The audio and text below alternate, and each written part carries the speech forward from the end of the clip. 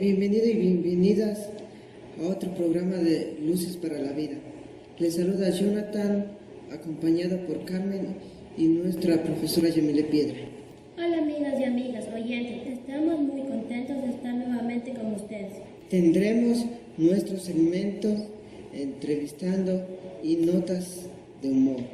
Muy bien, sí, así es. En este nuevo programa, en nuestro segmento Entrevistando, contaremos con la presencia de Joan Ferrés y Prats, doctor en Ciencias de la Información y maestro. Ha sido profesor de enseñanza secundaria. Actualmente es profesor en los estudios de comunicación audiovisual de la Universidad Pompeu Fabra de Barcelona. Fundó y dirigió durante 10 años el Departamento de Audiovisuales de EDB, una importante editorial en Barcelona, donde fue guionista y realizador de audiovisuales educativos. Autor de numerosas publicaciones relacionadas con las competencias mediáticas y algo muy interesante que vamos a tratar de profundizar en esta entrevista: las competencias emocionales. Toda esta información y más la podrán encontrar en nuestra página web. Carmen. Así es, recuerden www.institutocalasanz.org. Empezamos. Estamos aquí vía Skype conectados desde Barcelona, España, con Joan Ferrés. Hola Joan, ¿cómo estás?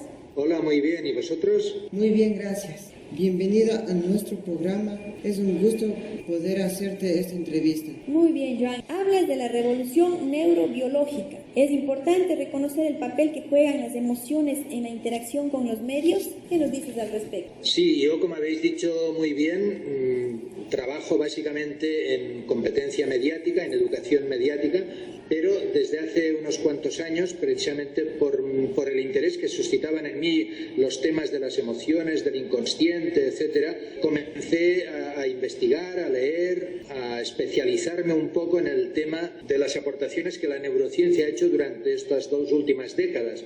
Los años 90 son conocidos como la década del cerebro, porque ha cambiado radicalmente la concepción que tenemos sobre el cerebro humano a partir de los nuevos hallazgos de esta ciencia, de la neurociencia o neurobiología. Entonces, a mí me parece que la revolución tecnológica, que ha creado nuevas herramientas, nuevas pantallas, nuevos entornos comunicativos, debería ser analizada y asumida conjuntamente con la revolución neurobiológica, es decir, con lo que sabemos sobre el desarrollo del cerebro humano, que es el que interacciona con esas pantallas. Creo que una cosa no puede entenderse sin la otra y que es muy importante ese tipo de interacción. Y dentro de la interacción, como muy bien decís, una de las cosas más importantes en cuanto a las novedades que tenemos sobre el funcionamiento del cerebro humano es la importancia de las emociones. Muy bien, gracias Joan. ¿Qué es lo que mueve al ser humano? ¿La emoción o la razón? Sí, yo hacía un ejercicio, sobre todo con profesores y profesoras, es decir, con profesionales de la educación, pero también con mis alumnos de universidad, que era ponerles una frase y decirles o pedirles si estaban o no de acuerdo con la frase. Y la frase era: la mayor parte de la gente se mueve por emociones. Son muy pocos los que se mueven por ideas o por valores. La mayoría estaban de acuerdo, incluso había quien decía que la frase era generosa, que son poquísimos los que se mueven por ideas y por valores. Evidentemente era una frase o un ejercicio para intentar provocar. Entonces yo les contestaba que no era cierto, que nadie se mueve por ideas y por valores. Claro, eso provoca desconcierto. Y entonces explicas, ya sabemos qué queremos decir cuando decimos que alguien se mueve por ideas y sabemos qué queremos decir cuando decimos que alguien se mueve por emociones. Pero en el fondo, hoy día, lo único cierto es que todos nos movemos por emociones y que lo que nos distingue a unos de otros es qué tipo de emociones nos mueven. Es decir, cuando decimos de alguien que se mueve por ideas o por valores, lo que habría que decir en realidad es que se mueve por la pasión por unas ideas o por unos valores, mientras que otra gente se mueve por emociones mucho más elementales o primarias. Esa es la realidad. Y eso lo sabemos a partir de la investigación de diversos casos que ha hecho la neurociencia de personas que solo tenían dañado el cerebro emocional y resulta que se comportaban de una manera absolutamente irracional. Es decir, que el descubrimiento que hace la neurociencia es que para ser racionales tenemos que ser muy emocionales. Mira, qué interesante, ¿no es cierto? Es verdad, Carmen y Jonathan, ¿sí? O sea, las emociones pesan más que la razón. ¿Es verdad, Joan? A ver, hay no una neurobióloga, una periodista científica americana, pero de las más prestigiosas, Rita Carter, que tiene una metáfora muy sugerente que dice el sistema límbico, que es el cerebro emocional, el sistema límbico es la central energética del cerebro. Es decir, lo que da energía a cualquier cosa, a las personas, a las ideas, los valores, etcétera, es que estén conectados con la central energética. Cuando decimos de alguien, qué sé yo, esa persona me deja frío, estamos diciendo lo tengo en mi cerebro racional, es decir, en el área cognitiva, en la corteza cerebral, en la parte superior, lo tengo ahí, sé quién es, lo conozco, pero no me mueve. Es decir, ¿a mí quién me mueve? A mí me mueve la persona a la que amo o la persona a la que odio. Es decir, la persona con quien tengo conexiones con mi cerebro emocional. Lo que decimos de personas sirve exactamente igual con ideas y valores. Es decir, hay valores e ideas que los tengo en la cabeza, pero solo me movilizan aquellos por los que estoy apasionado. A mí me parece que esa es una consideración o un descubrimiento de una importancia excepcional y que explica por qué las pantallas movilizan muchas veces, a veces cuando lo único que pretenden es el entretenimiento, y en cambio los educadores y educadoras, incluso a través de las pantallas, no movilizamos, y es porque no sabemos conectar con el cerebro emocional de aquellos a quienes nos dirigimos. Es verdad, no tomamos en cuenta la importancia de las emociones. A ver, Carmen, tenías vos una pregunta. ¿Los medios pueden manipular nuestras emociones? Sí, efectivamente. Lo que hay es un riesgo de manipulación de las emociones. Yo evidentemente que cuando defiendo la importancia suprema de las emociones no es en contra de la razón, sino como única manera de que funcione la razón. Pero por descontado que hay expertos, sobre todo en el arte, no sé si decir, de la manipulación, que saben utilizar estos mecanismos de la neurobiología o estos descubrimientos no para ayudar a las personas a crecer y a madurar, sino para manipularlas en el sentido más negativo.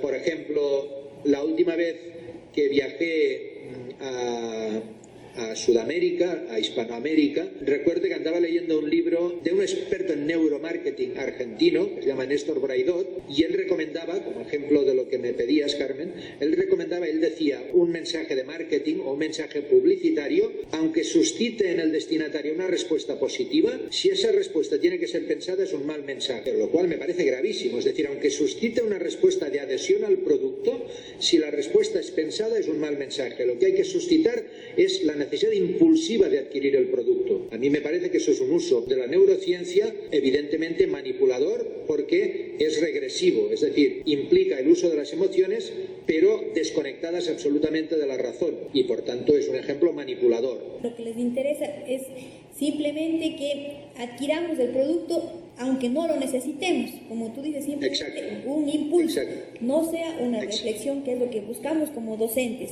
no es verdad. Exacto, la compra impulsiva desposeyéndonos de aquello que tenemos como personas, que es la capacidad de una emoción razonada o de una razón emocionada, pero siempre de una interacción entre emoción y razón. Exactamente. Tú en una de tus publicaciones comentabas un ejemplo de un comercial en Estados Unidos sobre el carnet de conducir. No sé si nos puedas contar. Sí, eso estaría en la línea opuesta. Sí, recuerdo a qué ejemplo te refieres. En Estados Unidos estaban muy preocupados porque las campañas de tránsito, es decir, el típico, por acá decimos, si bebes no conduzcas, ¿no? Es decir, las campañas funcionaban con la gente adulta, pero no funcionaban con los jóvenes, y estaban muy preocupados. Entonces acudieron a un prestigioso publicitario, prestigioso y perspicaz, que tuvo una intuición. Él sabía que los jóvenes, por simple desarrollo cerebral, les cuesta mucho determinado tipo de amenaza, es decir, el riesgo a perder la vida les parece que no va con ellos, es decir, que no pueden perderla. Entonces es un tipo de emoción que a ellos no les moviliza. Entonces él sabía, ese publicitario, que la verdadera movilización viene del cerebro emocional, pero no del tuyo, es decir, no de lo que me moviliza a mí, de las emociones que me mueven a mí, sino de las que mueven a aquel a quien va dirigido el mensaje. Y entonces elaboró un spot publicitario, un comercial, en el que decían: si el miedo a perder la vida no te lleva a no conducir cuando bebes, que por lo menos te mueva a ello el riesgo de perder el carnet de conducir. Y en el anuncio, eso decía la voz, y en el anuncio se veía que el chico, el adolescente, el joven, era conducido por su mamá a una fiesta con los amigos, con todo el ridículo que ello suponía para el chico. Entonces se comprobó que ese tipo de spot, para ese tipo de target, es decir, para los adolescentes, funcionaba muchísimo mejor. Y era simplemente por la capacidad de adecuarse al cerebro emocional, es decir, a la central energética de aquellos a los que había que movilizar, ¿no? Por saber sintonizar, una palabra pienso muy importante, saber sintonizar con las emociones propias de aquellos a quien se dirigía el mensaje. Muy bien, muchas gracias. Jonathan, tienes una pregunta. El inconsciente no distingue entre ficción y realidad, de manera que la ficción produce efectos reales. Explícanos, por favor, qué es lo que ocurre con este aspecto, Joan. Responder en pocas palabras porque evidentemente son temas enormemente complejos. Un neurocientífico de origen francés, Joseph Ledoux, dice que Freud tenía razón cuando describió la conciencia como la punta del iceberg. No es pues más que una pequeña parte de nuestra mente. A mí esto me parece importantísimo porque toda nuestra cultura y toda nuestra docencia está centrada exclusivamente en la conciencia y deberíamos aprender cómo funciona el inconsciente. Y una de las lecciones que sabemos también por la neurociencia sobre el inconsciente, a mí me gusta decirlo de la siguiente manera: si hechos falsos, aun sabiendo que son falsos, producen emociones verdaderas, producen efectos verdaderos. Bueno, hay muchos ejemplos, ¿no? Si yo estoy viendo cine, yo sé que aquello es mentira, sé que aquello es ficción, pero sufro. Y por muchos argumentos que me dé, yo sigo sufriendo. Es decir, aquello, sabiendo que es falso, está produciendo emociones verdaderas. Y por tanto, como produce emociones verdaderas, acaba produciendo efectos verdaderos. ¿En qué sentido? Lo que queda ligado a una emoción positiva, queda cargado de valor positivo. Lo que queda ligado a una emoción negativa, queda cargado de valor negativo. Sí. Es un poco complejo, pero me parece que por ahí va la cosa. Si quedan valores negativos en nosotros, también podríamos decir que luego pudiéramos tener comportamientos negativos. Sí, exacto. Yo utilizo mucho, bueno, en un libro que estoy preparando voy a utilizar estoy utilizando una cita de un divulgador científico de acá de España que se llama Eduardo Punset, y él utiliza un concepto que me parece muy positivo. Él habla de desaprender, un concepto que casi nunca lo utilizamos, pues siempre hablamos de aprender a aprender y no de aprender a desaprender. Y entonces él no habla de pantallas, pero me parece muy útil para el mundo de las pantallas y para la experiencia de interacción con pantallas. Él habla de desaprender asociaciones inútiles y falsas. Va en la línea de esa última pregunta que decíamos ahí, de esa última comentario, ¿no?, que hemos hecho hace un rato. Asociaciones inútiles y falsas. Por ejemplo, si a mí me consiguen vender un coche, y volvamos a la publicidad, ¿no?, a base de decirme que te dará la felicidad, o me consiguen vender unos tejanos a base de decirme que me hará libre, a mí me cargan de valor positivo esos productos, el coche y los tejanos, porque me los asocian con una emoción positiva, la emoción de querer ser feliz y la de ser libre. Pero eso tiene unos efectos, es que en mi mente, que funciona a través de redes, se han creado unas asociaciones, y del mismo modo que a mí, de modo inconsciente, el coche me va a sugerir felicidad, esa marca, y el tejano me va a sugerir libertad, cuando piense en la felicidad o en la libertad, voy a pensar en productos inconscientemente, y por tanto voy a tener asociado que los grandes valores consisten en tener, y eso, pienso, es una asociación inútil y falsa. De ahí la importancia de analizar en la educación mediática qué emociones vivo en cada momento, en cada experiencia de interacción con las pantallas, qué emociones vivo, qué emociones son positivas y cuáles negativas, qué queda asociado con lo positivo y con lo negativo emocionalmente, y por tanto qué asociaciones inútiles y falsas se están creando en mi mente, para intentar primero tomar conciencia y luego trabajar por desaprenderlas. Exactamente. Gracias, Joan, es verdad, ¿no es cierto? Muy interesante lo que nos dice Joan. Tenemos que aprender a desaprender, como tú dices, y como docentes tenemos que tener mucho cuidado en el tema de las emociones mediáticas. Se podría decir emociones mediáticas también. Sí, por descontado, sí, porque son emociones generadas por los medios, evidentemente, sí. El sentido crítico es vulnerable entonces ante el acoso de las emociones, ¿no es verdad? ¿Tú podrías poner ejemplos al respecto para nuestros estudiantes, para todos nuestros oyentes? Sí, bueno, a mí me preocupa mucho que no exista educación mediática, pero también me preocupa mucho que cuando existe el enfoque no sea bueno. Y uno de los elementos en los que pienso que hay peligro de que no sea bueno es en eso, en que margine totalmente las emociones y el inconsciente. Entonces, uno de esos planteamientos, pienso, ¿no?, equivocados de la educación mediática, tiene que ver con hablar mucho de pensamiento crítico. Más que nada, por eso que decías, Yamile, de que el pensamiento crítico es muy vulnerable. A ver, ¿en qué sentido lo digo? Y me pedías ejemplos. Hay, por ejemplo, investigaciones. Os voy a poner dos ejemplos, si os parece bien. Uno tiene que ver con unos anuncios que se hicieron en contra de la adicción al tabaco y que una vez hechos se presentaron a personas que habían sido adictas al tabaco y que estaban en proceso de desintoxicación. Se les presentó el anuncio, ellos entendieron el anuncio, ellos y ellas, estuvieron de acuerdo con el anuncio, con los planteamientos del anuncio, con los planteamientos críticos contra la adicción al tabaco que hacía el anuncio, pero la presencia del tabaco en el anuncio les impulsó a fumar. Entonces, es una prueba más de la mayor jerarquía de las emociones sobre los pensamientos, de que cuando hay disociación entre el pensamiento y la emoción, si la emoción es más fuerte, acaba venciendo la emoción. Y por tanto puede servir de poco el pensamiento crítico si no va acompañado de una actitud crítica. Es decir, si lo que es crítico no es la actitud y solo es el pensamiento. Otro ejemplo todavía. Bueno, se me ocurren dos. Uno muy breve, en una investigación que hicimos acá en España para ver si la gente era competente mediáticamente, hacíamos una serie de entrevistas en profundidad y grupos de discusión.